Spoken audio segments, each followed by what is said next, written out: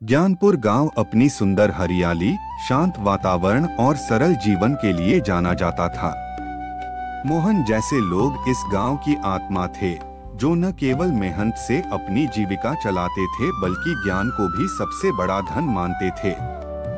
मोहन के पास जमीन जायदाद ज्यादा नहीं थी, लेकिन उसके पास जो था वह था असीम ज्ञान और अनुभव, जो उसने अपने जीवन भर की यात्राओं, संघर्षों और पढ़ाई से अर्जित किया था। वह जानता था कि सोना चांदी, धन दौलत सब क्षणिक है, लेकिन शिक्षा और संस्कार वह अमूल्य निधि हैं, जो एक पीढ़ी से दूसरी पीढ़ी तक संचित होती है। इसी विश्वास के साथ मोहन ने अपने गांव के बच्चों को पढ़ाना शुरू किया था। उसकी कुटिया में हर शाम बच्चे इकट्ठा होते थे, जहां वह उन्हें केवल किताबों का ज्ञान नहीं बल्कि जीवन का भी पाठ पढ़ाता था। धीरे धीरे गांव के लोग भी समझने लगे कि असली दौलत क्या होती है। लोग अपने बच्चों को मोहन की पाठशाला में भेजने लगे। मोहन उन्हें गणित, विज्ञान, साहित्य, इतिहास के साथ साथ नैतिकता, जिम्मेदारी, भाईचारा और इंसानियत की भी शिक्षा देता था। वह हर विषय को जीवन से जोड़कर सिखाता था। जब वह राजनीति की बातें करता, तो बच्चों को बताता कि कैसे एक अच्छा नागरिक बनना चाहिए। जब व्यापार की बातें करता, तो ईमानदारी और उद्यमिता के महत्व को समझाता। जब धर्म की बातें करता, तो सहिष्णुता, करुणा और सत्य की व्याख्या करता। मोहन का सपना था कि ज्ञानपुर का हर बच्चा एक ऐसा इंसान बने जो अपने ज्ञान, अपने संस्कार और अपनी मानवता से इस देश और समाज को आगे बढ़ाए। समय के साथ मोहन की इस पहल ने चमत्कारी परिणाम दिखाने शुरू कर दिए। जिन बच्चों ने कभी किताबें छुई भी नहीं थीं, वे अब कठिन गणित के सवाल हल करने लगे थे, गहन साहित्य पर चर्चा करने लगे थे, समाज के बड़े मुद्दों पर अपनी राय रखने लगे थे। गांव की दीवारों पर अब गंदगी नहीं बल्कि प्रेरणादायक विचार लिखे होते थे। विद्याधन सबसे बड़ा धन है, ज्ञान बांटो, भविष्य संवारो, अंधकार को मिटाने के लिए दीपक बनो। फिर एक दिन गांव में एक बड़ा आयोजन हुआ। गांव के प्रधान ने, जो पहले शिक्षा को महत्व नहीं देते थे, अब मोहन के इस अद्भुत प्रयास की सराहना करने के लिए एक विशेष सभा बुलाई। सारा गांव इकट्ठा हुआ। छोटे से लेकर बड़े तक सबकी आंखों में चमक थी। मंच पर मोहन को बुलाया गया और गांव के बड़े बूढ़ों ने उसे एक ज्ञान दीप भेंट किया, एक प्रतीक कि मोहन ने गांव के भविष्य को रोशन किया है। अपने भाषण में मोहन ने कहा, बंधुओं, धन दौलत लुट सकती है, छीन सकती है, पर ज्ञान कभी कोई नहीं छीन सकता। कोई चोर न इसे चुरा सकता है, न कोई राजा इसे जबरदस्ती छीन सकता है। ज्ञान वह अमूल्य संपत्ति है जो जितनी अधिक बांटी जाए उतनी ही बढ़ती जाती है। आज अगर मैंने एक बच्चे को एक शब्द सिखाया, तो कल वह बच्चा हजारों को ज्ञान बांटेगा। यही असली सेवा है, यही सच्चा धन है। सभा में बैठे लोग मंत्रमुग्ध हो गए। मोहन की बातें सीधी दिल को छू रही थीं। इसी बीच मोहन ने मुस्कुराते हुए कहा, अगर आपको मेरी यह छोटी सी कोशिश पसंद आ रही है, अगर आपको लगता है कि ज्ञान और शिक्षा का यह दीपक और भी घरों तक पहुंचना चाहिए, तो कृपया इस कहानी को अपना प्यार दें, इसे लाइक करें, एक प्यारा सा कमेंट लिखें और चैनल को सब्सक्राइब करें ताकि हम सब मिलकर इस अज्ञान के अंधकार को मिटाकर रोशनी फैला सकें। आपका छोटा सा समर्थन हमारे इस बड़े मिशन को आगे बढ़ाएगा। गांव के लोग तालियों से गगनभेदी स्वागत कर रहे थे। मोहन का संदेश अब केवल गांव तक सीमित नहीं रहा था। पास के दूसरे गांवों तक भी उसकी शिक्षा की धुन पहुंचने लगी थी। कुछ वर्षों में ज्ञानपुर एक उदाहरण बन गया था। जब आसपास के गांवों में बच्चे अपने माता पिता के साथ खेतों में मजदूरी करते रहते थे, ज्ञानपुर के बच्चे शिक्षा में चमक रहे थे।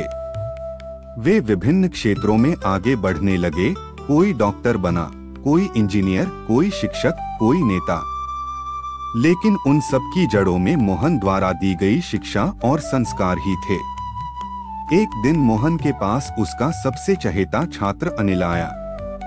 वह अब एक बड़ा अधिकारी बन गया था। वह मोहन के चरणों में बैठ गया और बोला, गुरुजी, यह सब आपके आशीर्वाद और शिक्षा का फल है। मैं आज जो कुछ भी हूँ वह आपके कारण हूँ। मैं चाहता हूँ कि अब इस कार्य को और आगे बढ़ाया जाए।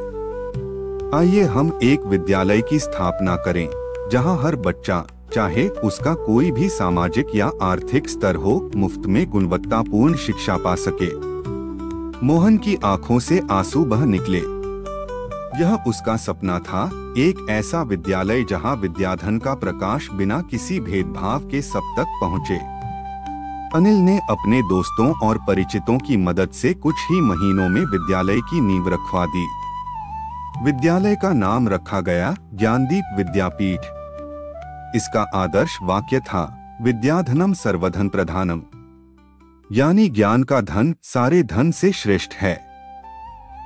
विद्यालय के उद्घाटन समारोह में जब मोहन ने बच्चों को संबोधित किया तो उसकी आवाज में वर्षों की तपस्या का अनुभव था। वह बोला, बच्चों, हमेशा याद रखना, सामाजिक ज्ञान तुम्हें अच्छा इंसान बनाएगा, राजनैतिक ज्ञान तुम्हें अच्छा नागरिक बनाएगा, व्यावसायिक ज्ञान तुम्हें आत्मनिर्भर बनाएगा, धार्मिक ज्ञान तुम्हें सहिष्णु बनाएगा और नैतिक ज्ञान तुम्हें सच्चा मनुष्य बनाएगा। अगर तुमने इन सब का संतुलन बना लिया तो समझो तुमने जीवन में सच्चा धन प्राप्त कर लिया। एक राजा थे, उन्हें पशु पक्षियों से बहुत प्यार था। वे पशु पक्षियों से मिलने के लिए वन में जाते थे। हमेशा की तरह एक दिन राजा पशु पक्षियों को देखने के लिए वन में गए। अचानक आसमान में बादल छा गए और तेज तेज बारिश होने लगी। बारिश होने के कारण उन्हें ठीक से कुछ दिखाई नहीं दे रहा था। राजा रास्ता भटक गए। रास्ता ढूंढते ढूंढते किसी तरह राजा जंगल के किनारे पहुंच ही गए। भूख प्यास और थकान से बेचैन राजा एक बड़े से पेड़ के नीचे बैठ गए। तभी राजा को उधर से आते हुए 3 बालक दिखाई दिए। राजा ने उन्हें प्यार से अपने पास बुलाया, बच्चों यहाँ आओ, मेरी बात सुनो। तीनों बालक हंसते खेलते राजा के पास आ गए।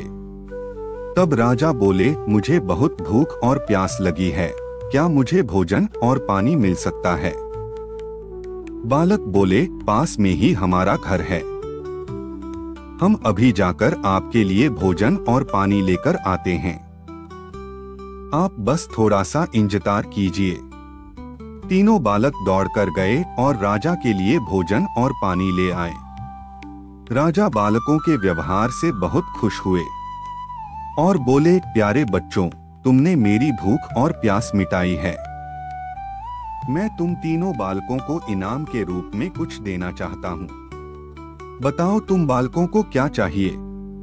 थोड़ी देर सोचने के बाद एक बालक बोला, महाराज, क्या आप मुझे एक बड़ा सा बंगला और गाड़ी दे सकते हैं? https://whatapp.com/chananil/0029BA4TOCPKQJG8YA65P0Q। राजा बोले, हाँ हाँ, क्यों नहीं, अगर तुम्हें ये ही चाहिए तो जरूर मिलेगा। अब तो बालक फूले न समाया। दूसरा बालक भी उछलते हुए बोला, मैं बहुत गरीब हूँ, मुझे धन चाहिए जिससे मैं भी अच्छा खा सकूं, अच्छे कपड़े पहन सकूं और खूब मस्ती करूं। राजा मुस्कुराकर बोले, ठीक है बेटा, मैं तुम्हें बहुत सारा धन दूंगा। यह सुनकर दूसरा बालक भी खुशी से झूम उठा। भला तीसरा बालक क्यों चुप रहता? वह भी बोला, महाराज, क्या आप मेरा सपना भी पूरा करेंगे? मुस्कुराते हुए राजा ने बोला, क्यों नहीं, बोलो बेटा, तुम्हारा क्या सपना है? क्या तुम्हें भी धन दौलत चाहिए? नहीं महाराज, मुझे धन दौलत नहीं चाहिए। मेरा सपना है कि मैं पढ़ लिख कर विद्वान बनूं। क्या आप मेरे लिए कुछ कर सकते हैं? तीसरे बालक की बात सुनकर राजा बहुत खुश हुए। राजा ने उसके पढ़ने लिखने की उचित व्यवस्था करवा दी। वह मेहनती बालक था, वह दिन रात लगन से पढ़ता और कक्षा में पहला स्थान प्राप्त करता। इस तरह समय बीतता गया। वह पढ़ लिख कर विद्वान बन गया। राजा ने उसे राज्य का मंत्री बना दिया। बुद्धिमान होने के कारण सभी लोग उसका आदर सम्मान करने लगे। उधर जिस बालक ने राजा से बंगला और गाड़ी मांगी थी, अचानक बाढ़ आने से उसका सब कुछ पानी में बह गया। दूसरा बालक भी धन मिलने के बाद कोई काम नहीं करता था, बस दिन भर फिजूल खर्च करके धन को उड़ता और मौजमस्ती करता था। लेकिन रखा धन भला कब तक चलता। एक समय आया कि उसका सारा धन समाप्त हो गया। वह फिर से गरीब हो गया। दोनों बालक उदास होकर अपने मित्र यानी मंत्री से मिलने राजा के दरबार में गए। वे दुखी होकर अपने मित्र से बोले, हमने राजा से इनाम मांगने में बहुत बड़ी भूल की। हमारा धन, बंगला, गाड़ी सब कुछ नष्ट हो गया। हमारे पास अब कुछ नहीं बचा है। मित्र ने समझाते हुए कहा, किसी के भी पास धन दौलत हमेशा नहीं रहते। धन तो आता जाता रहता है। सिर्फ शिक्षा है जो हमेशा हमारे पास रहती है। धन से नहीं बल्कि शिक्षा से ही हम धनवान बनते हैं। दोनों बालकों को अपनी गलती पर बहुत पछतावा हुआ। उन्होंने तय किया कि हम भी अपने बच्चों को मेहनत और लगन से पढ़ाई करवाएंगे और अपने जीवन को सुखी बनाएंगे। इसीलिए कहा गया है कि विद्याधन सबसे बड़ा धन है, इसे कोई चुरा नहीं सकता है और जितना बांटो उतना ही अधिक बढ़ता जाता है। अपने बच्चों को सामाजिक, राजनैतिक, व्यावसायिक, धार्मिक व नैतिक शिक्षा से परिपूर्ण करें। यही सच्चा धन है। ज्ञानदीप विद्यापीठ में न सिर्फ किताबी पढ़ाई होती थी, बल्कि बच्चों को व्यवहारिक ज्ञान भी दिया जाता था। खेती, हस्तकला, संगीत, नाटक, विज्ञान प्रयोग, सामाजिक सेवा सब कुछ सिखाया जाता था। बच्चों को सिखाया जाता था कि असफलता से डरना नहीं चाहिए, बल्कि उससे सीखकर आगे बढ़ना चाहिए। धीरे धीरे ज्ञानदीप विद्यापीठ पूरे राज्य में प्रसिद्ध हो गया। दूर दूर से लोग अपने बच्चों को यहाँ पढ़ाने आने लगे। इस विद्यालय से निकले विद्यार्थी अपने क्षेत्रों में उजाला फैलाने लगे। कुछ ने अपने गांवों में स्कूल खोले, कुछ ने अनाथालय, कुछ ने महिलाओं के लिए सिलाई केंद्र खोले और कुछ ने भ्रष्टाचार के खिलाफ आवाज उठाई। मोहन अब वृद्ध हो चुका था। उसकी देह कमजोर हो रही थी, लेकिन उसकी आत्मा पहले से कहीं अधिक प्रबल थी। एक दिन वह अपने छोटे से आंगन में बैठा आकाश की ओर निहार रहा था। उसके शिष्य उसके चारों ओर थे। अनिल ने पूछा, गुरुजी, आपको कोई पछतावा है इस जीवन में? मोहन मुस्कुराया और बोला, पछतावा नहीं पुत्र। अगर कोई व्यक्ति अपने जीवन में विद्याधन बांटने का अवसर पाले और उसका एक एक बीज अंकुरित हो जाए, तो उसे किसी बात का पछतावा नहीं होना चाहिए। मैंने वह धन बांटा जो बढ़ता ही गया, और देखो आज मेरे चारों ओर कितनी उजास है। मोहन ने धीरे धीरे आंखें मूंद लीं। उसकी मुस्कान वैसी ही बनी रही, शांति से, संतोष से भरी हुई। समय बीतता गया, लेकिन मोहन की शिक्षा, उसके विचार, उसकी दी हुई प्रेरणा जीवित रही। हर साल ज्ञानदीप विद्यापीठ में मोहन जयंती मनाई जाती थी, जहां बच्चे नाटक करते, कविताएं पढ़ते और वाद विवाद प्रतियोगिताएं करते। इस दिन सबसे अधिक जोर इस बात पर दिया जाता था कि बच्चों को समझाया जाए कि असली धन क्या है। यह परंपरा अब तीसरी पीढ़ी तक आ पहुंची थी। आज के बच्चे भी अपने पूर्वज मोहन के शब्दों को याद रखते थे।